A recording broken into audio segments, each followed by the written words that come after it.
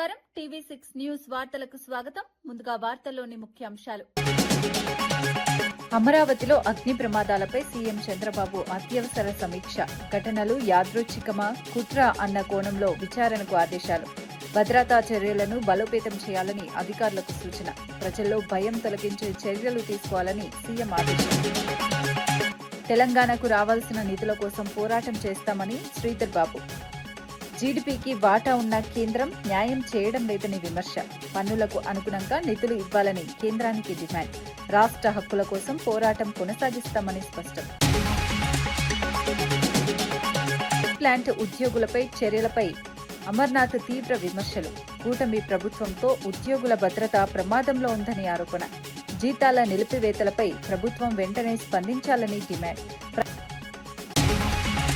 ప్రజలు కానీ విద్యుత్ కానీ ఆలోచించాలని మేము కోరేది ఏంటంటే కాంగ్రెస్ పై కలవకుర్తి ఎత్తిపోతల పథకాన్ని శ్రీశైలం యొక్క ప్రాజెక్టులు అట్టడుగు భాగాన 802 అడుగుల లోతులో పెట్టినాం.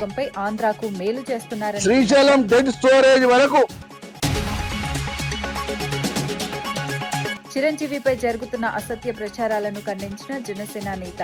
గద్దర్ అవార్డు వివాదంపై వాస్తవాలు వక్రీకరిస్తున్నారని ఆరోపణ. సినీ పరిశ్రమలో కుట్రపూరిత ప్రచారం జరుగుతోందన్న వ్యాఖ్య. రాజకీయంగా దుష్ప్రచారం వెనుక ఉద్దేశాలపై ప్రశ్నలు.